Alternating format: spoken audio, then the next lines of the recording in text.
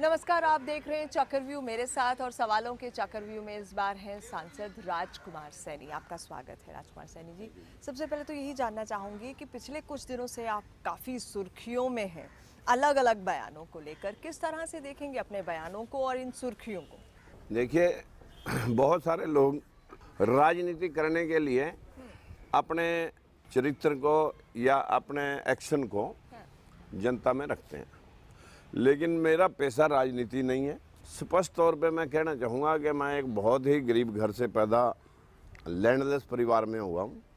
जिसने बहुत गरीबी देखी हो उसे गरीब का साथ रखने में और उसके साथ चलने में जो आनंद और सुकून मिलता है, इसी बात के मद्देनज़र जो पीछे कर्मचारियों के बयान भी आए और जो आज जाट आरक्षण पे जो मुझे अपनी बात कहने में निसंकोच मैंने अपने विचार व्यक्त किए, इसको कोई किसी भी एंगल से देखे, लेकिन मुझे इस बात का सुकून है कि जिन लोगों के लिए मैंने अपनी बात रखी वो उन लोगों का ना ही तो कोई आर्थिक आधार है, ना कोई राजनीतिक आधार है और ना कोई इकोनॉमिकल आधार है। और मैम ये स्पष्ट कर दूं, भारतीय संविधान की जो आर्टिकल 340 है उसमें स्पष्ट लिखा हुआ है कि रिजर्वेशन उन लोगों के लिए निहित है जो लोग सोशली कमज़ोर हों, जो लोग एजुकेशनली जिनमें बैकवर्डनेस हो और जो इकोनॉमिकली पिछड़े हुए हों, उनके लिए जो है ना आर्टिकल 340 में स्पष्ट लिखा हुआ है। और इस रिपोर्ट के अधीन जो हमारा ये राष्ट्रीय पिछड़ा वर्ग आयोग है NCBC, उसके 1993 के सेक्शन 9 और 1 और 2 में के तहत जो भी NCBC की एडवाइस थी, केंद्र या सरकार उसको मानने के लिए बाध्य है। ये नहीं कि ऑप्शन है, बाध्य है कि जो एडवाइस NCBC आयोग 1993 के सेक्शन 9 में 1 और 2 की धारा में लिखी गई है, उसके लिए वो बाध्य है। लेकिन आज इस बात का ध्यान करते हुए कुछ लोग अपना पीछे भी तोड़फोड़ करते रहे हैं। आरक्षण पाने के लिए एक समुदाय ने तो देश की बेशुमार संपत्ति का पहले नुकसान किया, रेलें रोकी, दूध फल सब्जियां सब कुछ जो है ना उनका नाश किया, दिल्ली के सराउंडिंग उन्होंने जाम दिखाए। और ऐसे अगर उनका ना किसी कोर्ट में विश्वास, ना किसी सरकार में, ना किसी आयोग में, जब वो विश्वास नहीं तो फिर कहेगा उनका प्रजातंत्र है। प्रजातंत्र में या तो कोर्ट की बात रखी जाती है या फिर ये 543 सदस्यों की इतनी बड़ी एक मंदिर है यहाँ इसका इंसाफ का, उसमें रखी जाती है। तो आप मानते हैं कि आर्थिक आधार पर आरक्षण होना चाहिए? बिल्कुल, मैं तो ये कहता हूँ आर्थिक आधार पे तो उन लोगों को भी ब्राह्मण बनिए या जितने भी जो लोग एक मिनट जो लोग वीकर सेक्शन है, जो वीकर सेक्शन है, असल में तो रिजर्वेशन उनके लिए नहीं तो सबसे काउंटेबिलिटी यही बनती है सरकार की कि जो आर्थिक रूप में कमजोर हो गए उनके लिए जो है ना सरकार का प्रोविजन होना चाहिए। लेकिन जहाँ तक इस बात के ऊपर हमारे से बड़े ज्ञानियों ने या विचारकों ने ये बात रखी होगी कि एक ही क्लास में जिसके हाथ में सत्ता आएगी, कहीं विकर सेक्शन के नाम पर अगर इसको जातीय आधार से हटा दिया जाए और विकर सेक्शन जो है वो सभी जातियों में बराबर है, उसको कहीं मद्देनजर रख के एक जाति जिसके हाथ में सरकार आ जाए, जिसका मुखिया चीफ मिनिस्टर प्राइम मिनिस्टर बन जाए, कहीं ऐसा ना हो वो सिर्फ और सिर्फ अपनी अपनी ही जात को दे दे। जो हमारे SC लोग हैं वो कहीं इस बात से महरूम ना रह जाएं, वो या कोई बैकवर्ड क्लास में जो ज़्यादातर हम ये जो बैकवर्ड क्लास है ये सारी कामगार क्लास है।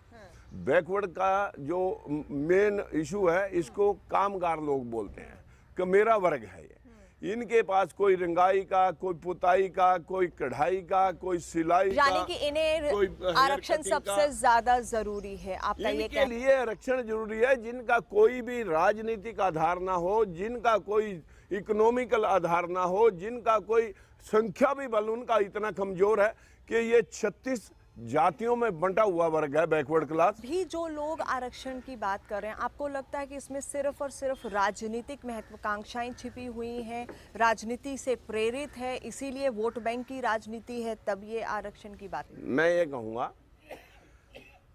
कि जो लोग संगठित हैं, एजुकेशनली साउंड हैं, पॉलिटिकली साउंड हैं, प्रशासनिक तौर में उनकी वर्चस्व है, अगर उनको ऐसा लगता है कि देश के अंदर हमारी अवहेलना हो रही है या चुनाव एनसीबीसी आयोग ने उनको कंसीडर नहीं किया, एनसीबीसी आयोग ने 3 बार रिफ्यूज किया कि ये जो जाति है ये प्रोफेशनली बहुत मजबूत है, ज़मीनें इनके पास बहुत हैं, और राजनीति में बहुत सक्रिय हैं, एजुकेशन फॉरवर्डनेस की बहुत है और संगठित बहुत हैं।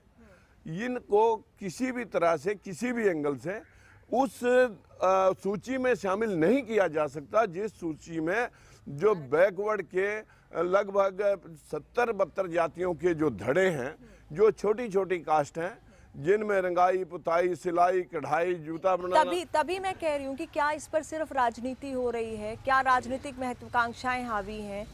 नहीं, ये तो ना तो प्रजातंत्र में विश्वास कर रहे ना कोर्ट पे। लेकिन आपके वो सिर्फ और सिर्फ अपने लठ पे विश्वास कर रहे हैं और कुछ लोग राजनीति करने के लिए इस बात को महत्व दे रहे हैं कि अगर हम इस बात को स्पष्ट करें जी कि इसके पीछे जो 27% रिजर्वेशन, इसके मैं पीछे थोड़ा बैकग्राउंड में आपको ले जाना चाहूँगा। जब देश आज़ाद हुआ, काका कलेलकर एक रिपोर्ट आयोग बना। काका कलेलकर आयोग ने माननीय पूर्व प्रधानमंत्री जवाहरलाल जी के संदर्भ में मैं कहने में संकोच नहीं करता कि उन्होंने 1973 तक ये बात काका कलेलकर रिपोर्ट उन्होंने कहा था कि जितनी जिसकी संख्या है उसके मुताबिक उन लोगों को आरक्षित किया जाए कि चाहे कोई जाति बड़ी है, छोटी है, सेंसस जातीयगत गणना करके और इसके ऊपर जैसे जैसे वीकर सेक्शन है उनको उनके हक दे दिए जाएं। उन्होंने काका कलेलकर रिपोर्ट में स्पष्ट है कि जब बीपी मंडल आयोग बना, मोरारजी देसाई की सरकार आई, उसमें ये स्पष्ट कर दिया कि ये 52% लोग हैं बैकवर्ड सेक्शन के और इन 52% लोगों को ठीक उसी प्रकार से रिजर्वेशन मिलनी चाहिए जिससे शेड्यूल कास्ट की सूची है जिसमें भी कई जातियां हैं, उनको जिस प्रकार से रिजर्वेशन दी है, उनकी 23% आबादी है, 22.5% रिजर्वेशन उनको मिला हुआ है और उसी प्रकार से 52% लोगों को भी 52% रिजर्वेशन दी जानी चाहिए। लेकिन इसके साथ साथ हुआ क्या, यही लोग सुप्रीम कोर्ट गए कि सुप्रीम कोर्ट में एक जनहित याचिका डाल दी और उसमें कहा कि अगर इनको इतने हक दे दिए गए तो हम कहाँ रहे। तो सुप्रीम कोर्ट में भी उस बात को तूल दी गई और सुप्रीम कोर्ट ने जो है ना ये स्पष्ट किया कि भाई ठीक है, अगर आपको लगता है कि इनको 52% हिस्से ना दिए जाए तो आप इसके ऊपर क्या कहना चाहेंगे। इन्होंने कहा कि गुणवत्ता गिर जाएगी।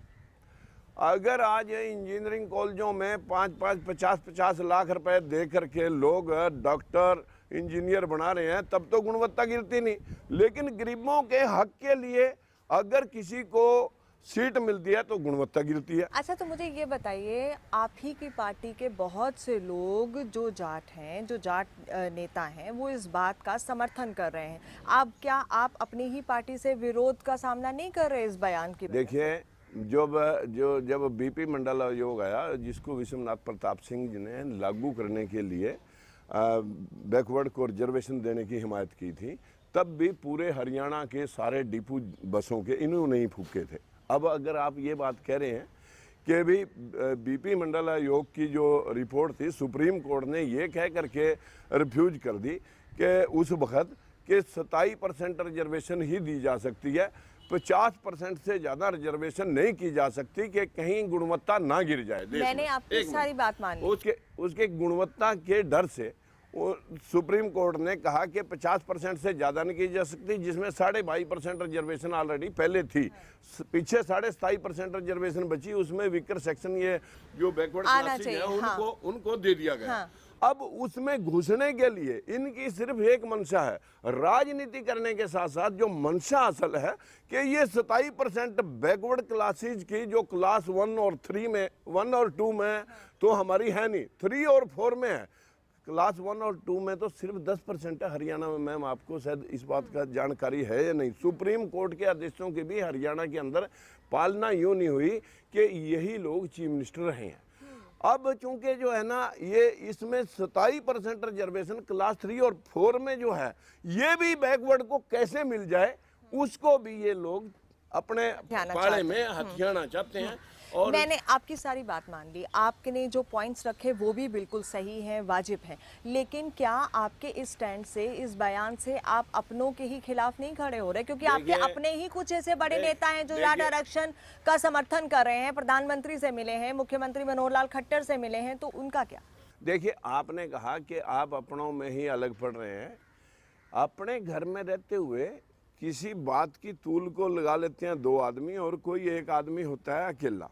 अगर दो आदमी मिलकर अकेले आदमी का हक खाना चाहे तो उसी घर में रहते हुए अपने हक के लिए उसे भी प्रोटेस्ट करना पड़ता है। आज हमारे जो गार्डियन है उनको बैकवर्ड ने एन ब्लॉक समर्थन दिया है, और ये स्पष्ट है कि वो अपनी बात सुनाने के लिए पक्षधर हैं, वो अपनी बात मनवाने के लिए जोर लगा रहे हैं।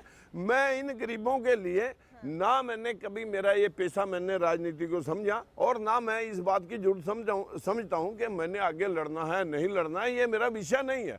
मैं तो पंची से चल करके सरपंच, ब्लॉक समिति, जिला परिषद, एमएलए, मंत्रालय और यानी आप अपनी आवाज इस मसले पर ऐसे मैं बुलंद करेंगे? मतलब बैक बियॉन्ड में नहीं ले जा सकता। ये स्पष्ट कर दूं कि मैं अपनी बात कह रहा हूं और अपने लोगों की बात कह रहा हूं। ये मेरी विचारधारा, मेरी किले की विचारधारा नहीं। ये जो आपके सामने जरा घुमा ले भाई कैमरा, ये इसमें ऐसी कोई कम्युनिटी नहीं है बैकवर्ड क्लास की। हाँ। जरा एक बार हाँ, वो है, लिए जो ये सारे लोग हैं, ये सारे वो लोग हैं जिनका कोई एमपी नहीं, ये जिनका कोई एमएलए नहीं, जिनका कोई चीफ मिनिस्टर। यानी कहीं ना कहीं बात वोट बैंक की राजनीति की जरूर आ जाती है, वो किसी भी वर्ग की बात हो, क्योंकि सबको अपने अपने वोट बैंक को इंटैक्ट रखना है। राजकुमार सैनी जी, एक्सेप्ट राजकुमार सैनी, एक्सेप्ट खुद पर बात आई तो कह रहे हैं एक्सेप्ट राजकुमार सैनी, बाकी करें तो राजनीति, आप करें तो राजनीति नहीं। दोहरे मापदंड है राजकुमार सैनी जी, दोहरे मापदंड है। आप भी जानते हैं कि आपके हल्के में कितने वोट प्रतिशत ओबीसी या बाकी के लोग हैं और कितने जाट वोट बैंक है, तो फिर बेबाक तरीके से वो भी कहिए, बेबाक तरीके से वो भी कहिए। मैं बेबाक कह रहा हूँ मैम। आज अगर पूरे तौर पे आप हरियाणा का सर्वेक्षण करवाया जाए तो आज जो हमारी सीटें थी, 27 सीट जाट के पास थी। उनमें से वही जीत सके जो जिनसे हम जुड़े हुए थे, और जो कोई किसान मोर्चा का अध्यक्ष था, कोई युवा मोर्चा का अध्यक्ष था, जो शीर्ष पदों पे पार्टी के अंदर बैठे थे, हमने उनको सिंचा है। और वो कह रहे हैं कि क्या आपको जाटों ने वोट नहीं दिया? हम उन्हीं से पूछते हैं कि क्या हमने बैकवर्ड ने इनको वोट नहीं दिया? हमने इनसे 3 गुना वोट इनको दिया। अगर इन्होंने हमें 10% दिया भी होगा, वैसे तो 10% है नहीं, 5% है, क्योंकि मैं 3 हल्के जाट बहुल्य क्षेत्र मेरे पार्लियामेंट में पड़ते हैं, मैं तीनों के 3 पार्लियामेंट में भी हारा था। और उसके बाद जो अभी हमारे एमएलए, क्या उसी की टीस है? क्या उसी की टीस है?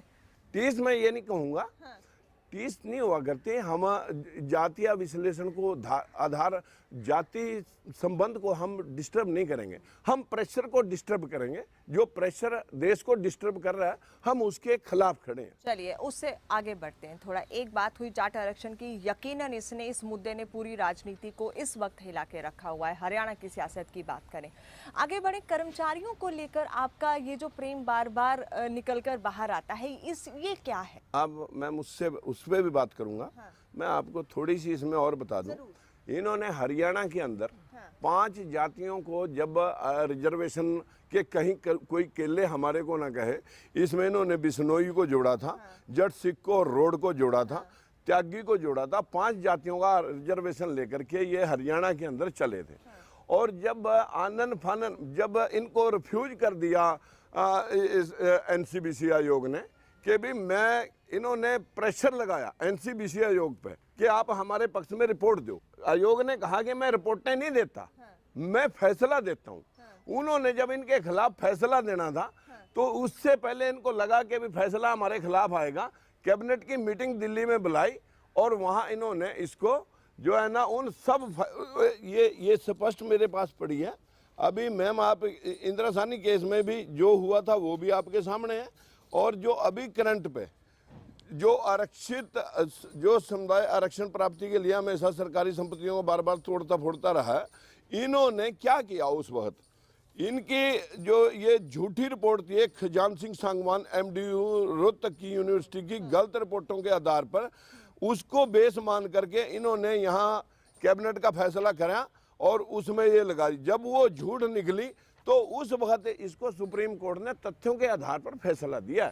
ये कोई ऐसी कलाबाजी नहीं है कि जिससे पूरे देश में ना प्रजातंत्र की परवाह लोगों को। अगर कहीं ये फैसला सुप्रीम कोर्ट से ओबीसी के खिलाफ आ जाता और राजकुमार सैनी बोल देता, अब तक का तो मैं सेंट्रल जेल होता। और ये इनके खिलाफ तो कोर्ट की अवमानना का केस दर्ज होना चाहिए। ये लोग कोर्ट को भी समझ नहीं रहे। मिल रही है ना, जो आपके अपने नेता हैं उनके फेवर में बयान दे रहे हैं, मुखिया वो की चौधरी बीरेंद्र की बात हो, वो कैप्टन अभिमन्यु की बात हो, वो ओपी धनखड़ की बात हो, जो जाट नेता हैं वो उनका समर्थन कर रहे हैं, तो उनको शय मिलेगी, उनका अपना वोट बैंक है। राजकुमार सैनी जी, आप जानते हैं। देखिए, वो जब भूपिंदर सिंह हुड्डा रेल रोको आंदोलन के अंदर जब सारे जाट रेलवे ट्रैक पर बैठे थे, तो जब भूपिंदर सिंह हुड्डा वहाँ शय देने के लिए गया, लोगों ने इसका बहिष्कार किया।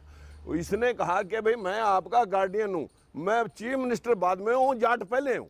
तो इसलिए वो भी तो वही चीज कर रहे हैं, वो कोई अलग बात कह रहे हैं, वो भी वही बात कह रहे हैं। लेकिन रही बात यह कि मैं पार्टी लाइन से हट करके बात कर रहा हूँ। इसको किसने कह दिया? अपने घर के अंदर मुखिया की जिम्मेवारी होती है सबकी सुनना। हम अपनी बात सुना रहे हैं, वो अपनी बात सुना रहे हैं। मैं अलग बात कहाँ कह रहा हूँ? वो तो कॉन्स्टिट्यूशन से हट करके बात कर रहे हैं। वो कहीं लिखा है कि हमारी पार्टी के एजेंडे में था कि वो कह रहे हैं कि लाइन से हट करके आप बात कर रहे हो। हाँ, या तो हमारी पार्टी के एजेंडे में हो कि हमने जाट आरक्षण देना है, हम तो जाट आरक्षण के कहीं नामो निशान, कहीं दूर दूर के भी नाम नहीं लिया हुआ। वो पार्टी लाइन से हट करके बात कर रहे हैं, मैं पार्टी के और कॉन्स्टिट्यूशन के अंदर रह करके बात कर रहा हूँ। लेकिन जो पार्टी के एजेंडे में था वो भी तो नहीं हो रहा। स्वामीनाथन आयोग की रिपोर्ट को लागू करने की बात कही थी, वहां पर तो आपके मंत्री जी कहते हैं कि मेरे को तो चंडीगढ़ भेज दिया गया, दिल्ली भेजा होता तो मैं देता, अभी तो मैं मांग सकता। ये तो एजेंडा में था। चलिए, 5 साल में मैं इंश्योर कर दूं, जिस देश की बागडोर एक ऐसे आदमी के हाथ में है जिसने 12 साल के राज में अपने लिए 1 इंच जमीन 1 ईंट ना खरीदी हो और पूरा देश की धरोहर के लिए काम किया हो, आज उस देश के बागडोर उस व्यक्ति के हाथ में। और मैं गारंटी से कह सकता हूं कि आने वाले इन 5 सालों में हर आदमी को छत, और किसान की जो पिछले 67 सालों में हालत हुई है उसको अगर हमने ना सुधारा तो शायद देश में नहीं। अभी जो किसान की हालत है वो तो इतनी दुर्दशा हो रखी है, पहले उनके जख्मों पे थोड़ा सा मरहम तो लग जाए। एक 9 महीने के रिजल्ट के अंदर तो बच्चा सिर्फ पैदा हो सकता है, वो खड़ा होकर के लोगों की बातें पूरी नहीं कर सकता, उसे तो और सहारे की जरूरत। कितना इंतजार करेगी जनता? 5 साल, मतलब आप ये कह रहे हैं कि 5 साल पूरा इंतजार करे जब तक सत्ता आपके हाथ में? क्यों इंतजार करें? हाँ। अगले साल से आपको दिखाएंगे कि लोगों के बेरोजगार युवाओं के लिए हम क्या करने जा रहे हैं, उनके लोगों के गरीबों के लिए क्या करने जा रहे हैं। चलिए, आपकी कर्मचारियों वाली बात पर आते हैं। उसने भी कई तरह का विवाद खड़ा किया, आपको सुर्खियों में ला दिया। ये कर्मचारियों को लेकर आपकी नाराजगी है या प्यार है? देखिए, मैं किसी कर्मचारी के खिलाफ नहीं हूँ, ना मैंने कोई ऐसा बयान दिया कि जो लोग मोटी सैलरी ले रहे हैं उनको हटा दो। मैंने कहा इस देश का 6वें वेतन आयोग के बाद जो ढांचा बना है, जो तस्वीर बनी है, वो इतने डिफरेंस में चली गई है। आज एक चपरासी की सैलरी भी 30,000 क्रॉस कर गई। और जो private nursing home, private colleges और स्कूल जो या बाजार के अंदर या इंडस्ट्री के अंदर जो लोग रोजगार पे लगे हुए थे, उनका मनोबल टूट गया। वो ये सोच रहे हैं कि अब सरकार में ही नौकरी हो तो ही जुगाड़ अच्छा कहा जा सकता है, वही रोजगार पे माना जा सकता है। हालांकि 10 घंटे 8 घंटे काम करने के बाद 10,000 8,000 6,000 रुपये लेने वाले लोग भी अपना घर चला रहे हैं। ये नहीं कि उनके घर कहीं चोरी और डाके से चल रहे हैं, ये स्पष्ट है। लेकिन आज देश का जो 7वां पे आयोग सामने खड़ा है और इस डिफरेंस 6वें वेतन आयोग से जो डिफरेंस पैदा हुआ है, मैंने कहा जो लोग लाख लाख रुपए की सैलरी लेकर के स्ट्राइक कर रहे हैं और एक दूसरी स्टेट के उदाहरण दे रहे हैं कि वहाँ सैलरी ज़्यादा है, वहाँ सैलरी ज़्यादा है, हमारा भी उतनी सैलरी की जाए। मुझे नहीं लगता कि अगर पंजाब का उदाहरण दे रहे हैं तो बिहार का उदाहरण लोग क्यों नहीं देते जो हमारे से कम है। लेकिन ये स्पष्ट है, अगर हमने इसी ढांचे के तहत काम किया तो हम इस बेरोजगार युवा पीढ़ी को कहीं सेटल नहीं कर पाएंगे। मेरा मानना ये है कि सरकारों के पास फंड की कमी की वजह से पद खाली पड़े हैं और नौकरी देने की इसी डर से कि भी अगर हमने लगाए तो सैलरी देनी पड़ेगी, और उतनी ही सैलरी अगर हम एक आदमी को दे रहे हैं और काम सफ़र कर रहा है, जब एक आदमी के पास 50 आदमी काम के लिए खड़े हैं, वो 50 आदमी हर आदमी अपने काम की जल्दबाजी में है, रिश्वत कोई मांगे भी ना, उसके नीचे पल्ले के नीचे से उसको रिश्वत देकर अपना काम निकलवाने के प्रेशर में वर्कलोड के अंदर हम फंसे हुए हैं। अगर उसी पद के अकॉर्डिंगली 5 पद 4 पद 3 पद और क्रिएट करके लोगों को सहूलियत देने के लिए ये एडवर्टाइजमेंट की जाए कि जो सबसे निम्न स्तर की सैलरी लेके सबसे कम इंक्रीमेंट लेकर के सरकार की नौकरी में आना चाहता है। लेकिन ये तो एक्सप्लॉयटेशन हुआ राजकुमार सैनी जी, ये तो एक्सप्लॉयटेशन हुआ। एक आदमी डिजर्व करता है काम करने के बाद कि उसका इंक्रीमेंट भी हो, उसकी प्रमोशन भी हो, हम सिर्फ उसी को तवज्जो दें जो कम में काम करे, ये कहाँ तक जायज है? एक मिनट, इस देश में ही ये प्रावधान है अंग्रेजों की वजह से, क्योंकि ये देश गुलाम था। पक्की नौकरी सिर्फ इसी देश में है। पूरे वर्ल्ड के अंदर आप चाइना जाइए, यूरोप जाइए, अफ्रीका जाइए, अमेरिका जाइए, वहाँ सिर्फ प्रतिस्पर्धात्मक सारा सिस्टम है। वहाँ देश को बढ़ाया जाता है, व्यक्तिगत के लिए कोई आदमी का इंटरेस्ट वॉच नहीं किया जाता। नहीं, आपने ये भी कहा था ना कि मैं जो कहने लग रहा हूँ उसको आप प्लीज सुन लें। अगर हम 10 साल के लिए कंट्रेक्चुअल सिस्टम लाएं, उससे आदमी को, हमने नहीं कहा कि आप कम लो, वो जितना कहना चाहता है बोले कि मैं इतने पे काम करना चाहता हूँ। मैं दावे से कह सकता हूँ 50,000 रुपए की सैलरी वाला पद जो है ना 8 और 10,000 रुपए में आ जाएगा, और उसमें उसके इक्विवेलेंट जो क्वालिफिकेशन है उसके साथ जो निम्न लेवल पे काम करना चाहता है, जिसका पता है कि भी मैं 100 रुपये में गुजारा। एक बार अंग्रेजों ने ये बात कही थी कि जी आप एक पद के लिए अंग्रेज को 1000 रुपये दे रहे, हिंदुस्तानी को 100 रुपये दे रहे। वाई? उसने कहा कि ठीक है आप आ जाना कल, इसका रिजल्ट मैं आपको दूंगा। दोनों को, एक को 1000 रुपये दे दिए, एक को 100 रुपये, हिंदुस्तानी को 100 रुपये दे दिए। हिंदुस्तानी तो 100 रुपये भी में से 25 रुपये में सारे दिन खर्चा करके आ गया, और अंग्रेज 1000 रुपये लुटा करके भी खाली हाथ आया कि जी मेरे पास पैसे कम पड़ गए। कुछ लोग वो हैं जिन्होंने अपने अखराजात पाल लिए, कुछ लोग वो भी हैं जो अपने माँ बाप की गाढ़े खून पसीने की कमाई से अपना घर और अपनी दिनचर्या और अपनी मान मर्यादा सेव करना चाहते हैं।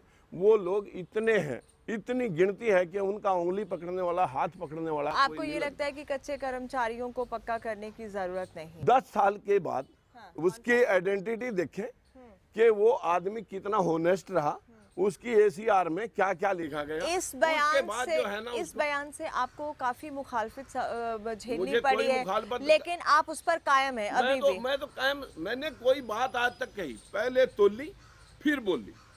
मैंने कभी वाहियात बयान ना पहले कभी दिया। आपके अपने और विपक्ष तो ऐसा नहीं कह रहा, वो तो कह रहा है कि राजकुमार सैनी विवादित बोल से कहीं ना कहीं सरकार को कटघरे में लाकर खड़ा। देखिए वो लोग सोचने वालों की अपनी सोच है। मैं उन लोगों के लिए बोल रहा जो लोग क्वालिफिकेशन धारण करके कई सालों से बेरोजगारी के आलम में फंसे हुए हैं। अगर हम ज़्यादा नहीं, जितने आज हमारे एम्प्लॉय हैं उससे 3 गुने 4 गुने एम्प्लॉय भी हम उसी सैलरी में और रख करके उन लोगों को भी सहारा दे सकते हैं जो लोग उस इंतजार में बैठे हैं। कभी MP के पीछे भागते हैं, कभी MLA के पीछे भागते हैं, करप्शन फैलती है। हमने कहा MLA और MP के पीछे भागने की लोड़ ही नहीं। आप जो है ना सबसे लोएस्ट उन लोगों को कंट्रीब्यूट करो जो लोग काम करने के इच्छुक हैं। जो लोग इच्छुक होंगे वो आ जाएंगे, जो लोग MP और MLA के पीछे भागने वाले होंगे, पैसे अच्छी काम में लगने वाले होंगे, वो लगे रहेंगे।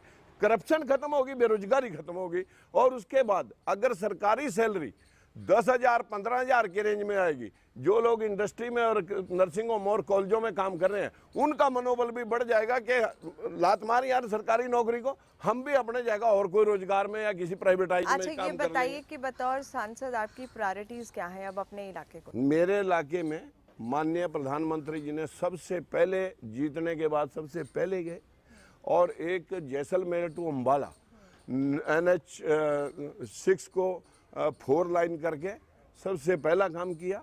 उसके बाद रेलवे ट्रैक था, उसमें हमारे रेल मंत्री सुरेश प्रभु जी ने पूरे प्रभु का काम कर दिया कि जितने भी वहाँ पे फाटक थे रेलवे ट्रैक के ऊपर, सभी के ऊपर अंडरपास और ब्रिज का इंतजाम कर दिया। तीसरे नंबर पे जो जो कुरुक्षेत्र है, जो धरती है महाभारत की, वहाँ महाभारत की धरती में राजकुमार सैनी बैठ करके अन्याय के साथ बलि का बकरा और सिर झुका करके बैठ जाए, उस धरती से मैं आया नहीं हूँ। मैं उसी धरती से आया हूँ। जब रासलीला का टाइम था तब तो कृष्ण भगवान भी वृंदावन में थे, जब लठ बजाने की बारी आई थी तो वो भी कुरुक्षेत्र में थे। मैं उसी धरती से आया हूँ। ये स्पष्ट कर दूं कि हमारे प्रधानमंत्री ने केवीएस स्कूल जो है ना, जो जमीन अधिग्रहित पड़ी थी, उसको भी हमारे को सैंक्शन कर दिया। और आज जो है होली सिटी, जो स्मार्ट सिटी, जो 5 देश के जो पवित्र स्थान है उनमें कुरुक्षेत्र को लिया। इसका फिक्र मुझे जितना है उससे 4 गुना फिक्र हमारे प्रधानमंत्री जी को है। अच्छा, आप क्योंकि सांसदों ने एक गांव को अडॉप्ट करना था मॉडल विलेज के रूप में, आपने भी गांव अडॉप्ट किया है। क्या पैरामीटर्स हैं, क्या स्ट्रेटजी है, क्या प्लानिंग है? कल उसकी वर्कशॉप लगने जा रही है।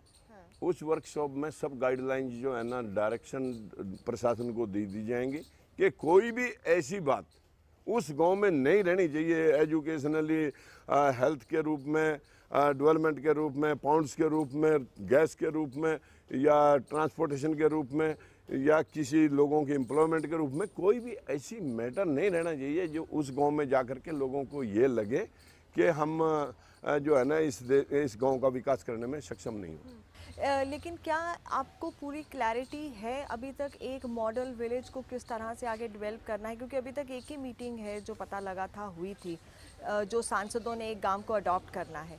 कुछ विपक्ष के लोग कहते हैं कि इसमें बहुत वक्त लगेगा, ये एक जो प्रोग्राम है ये बिना सोचे समझे। मैम 60 साल इस देश के यहाँ तक के ढांचे में, जब देश में गरीबी रेखा से नीचे 18 करोड़ लोग थे, आज 78 करोड़ लोग हैं। अगर हमने, जवाहरलाल नेहरू ने भी गरीबी हटाई थी, माननीय हमारे पूर्व प्रधानमंत्री जी ने, आज उसके नाती दोती जिनके हाथ में सरकार इतनी लंबी चली है वो भी गरीबी हटा रहे हैं। गरीब कितने हट चुके हैं, गरीबी कितनों की हटी है, इसको तो आप भी भली भांति जानते हैं। लेकिन जो आपने सवाल किया मैं उसी के ऊपर आ रहा हूँ। हमारे जो सांसद ग्राम योजना है, हम उसको एक अच्छा कम खर्चे में मिनिमम सरकार की सपोर्ट से अपने मानसिक तौर पर लोगों का विकास कैसे हो, लोग अपने आप में अपना कचरे को कैसे समेटें, अपने बच्चों को सस्ते में और अच्छी शिक्षा कैसे दे पाएं, अपने उद्योग धंधे को अपने सीमित साधनों से किस प्रकार से चलाएं, ये ट्रेनिंग सबसे पहली है। हम लोगों को स्वयं आत्मनिर्भर बनाने के पक्षधर हैं। और यही बात मैं एम्प्लॉयमेंट में जो आपने बात सुनी है कि देश को अपना उद्योग धंधा करने की जब तक प्रेरणा इस देश में नहीं मिलेगी, हर आदमी सरकारी लूट में शामिल होने के लिए तैयार बैठा रहेगा एमपी और एमएलए के पीछे प्रेशर लगा करके, तो ये देश संभालना बड़ा मुश्किल हो जाएगा। हमारे माननीय प्रधानमंत्री जी वो बहुत सरूढ़ और समझदार इस बात के लिए हैं कि गरीब को कैसे मतलब जो है ना सेटल किया जाए। तो ये स्पष्ट है कि हमने इस आदर्श ग्राम योजना में सराउंडिंग के 20-30 गाँव में ये साबित करना है कि भी हम सस्ते से सस्ते में लोगों को आत्मनिर्भर कैसे बना सकते हैं। अभी के जो कार्यकाल है सरकार का, जितना भी वक्त हुआ है हरियाणा सरकार को आए हुए, उसे किस तरह से देखेंगे आप? बहुत सी चैलेंजेस हैं अभी सरकार के सामने। डाटा आरक्षण का मुद्दा ही है, कर्मचारियों की बात है, लोग सड़कों पर हैं। आपको लगता है कि सरकार उन अपेक्षाओं पर पूरी उतर पा रही है जो वायदों के साथ आई थी? किसानों का बुरा हाल है। हमने झूठे वायदे मैम ना किए और ना झूठे वायदों से हमारी सरकार आई। लोगों के विश्वास से सरकार आई। ये आपको मानना ही पड़ेगा कि हमारे प्राइम मिनिस्टर और हमारे चीफ मिनिस्टर हरियाणा के, वो इतने टू होनेस्ट हैं कि कोई आदमी उड़द पे सफ़ेदी बड़ी हो सकती है कि उन पर इतना चिंटा नहीं लगा सकता। और करप्शन की एक बीमारी है कि वो ऊपर से चलती है। जैसे पीछे भूमि अधिग्रहण बिल पर लोगों ने बड़ा अपने आप को शोर मचाया, जबकि जितने सारे शहर हरियाणा के हैं, एक ही चीफ मिनिस्टर ने उसके सराउंडिंग के पहले बड़ी बड़ी कंपनियों को वो ज़मीनें परचेज करवाई, उसके बाद CLU दिए, सिर्फ प्रॉपर्टी डीलरी हुई। आज खेमका जी ने जिस बात का उल्लेख आज से 3 साल पहले किया था, आपके सामने वो निखर करके सामने तथ्यों के आधार पर सामने आई है या नहीं आई? आज देश की वही स्थिति है कि हम आदमी की अगर आत्मा और मन शुद्ध है लेकिन शुद्धता खेमका ने लाने में कहा हमें है कोई कि उस दिक्कत नहीं है। सीएजी रिपोर्ट में ऐसे बहुत से पॉइंट्स हैं जिनको छुआ नहीं गया है, यानी कि उन्होंने सीएजी रिपोर्ट पर सवाल कहीं ना कहीं खड़े किए हैं। उन्होंने कहा है कि बहुत से मुद्दों पर अभी अनछुए हैं इस सीएजी रिपोर्ट। आप कोल की बात देखते हैं, 204 मायने कैंसिल हुई हैं और उनमें से अभी तो 18 दी गई। आपने बात और- खेमका की तो मैंने सवाल खेमका क्या किया, जी, जवाब भी अब आप खेमका दूसरे का। पर भी चलिए ना ना, ना जिस ना, धरती से जवाब मैं खेमका, आया। ना ना ना, अब- आपने बात खेमका की तो सवाल मैंने खेमका का किया, जवाब खेमका पर। खेमका ने ये भी कहा है कि सीएजी रिपोर्ट में ऐसे बहुत से पॉइंट्स हैं जिनको छुआ ही नहीं गया, उस पर क्या कहें? ये तो आपको स्पष्ट है कि ये तो सिर्फ लिपापोती हुई थी और जो खेमका जी ने ये स्पष्ट किया था कि जो अभी तो मैंने वानगी भर सामने पेश किया है, जो बाकी का अभी पूरा पुलिंदा है उसका तो निरीक्षण होना बाकी है। अगर उसको पूरे खुलासे को कर दिया जाए तो सरकार तो उसी वक्त गिरती कांग्रेस की।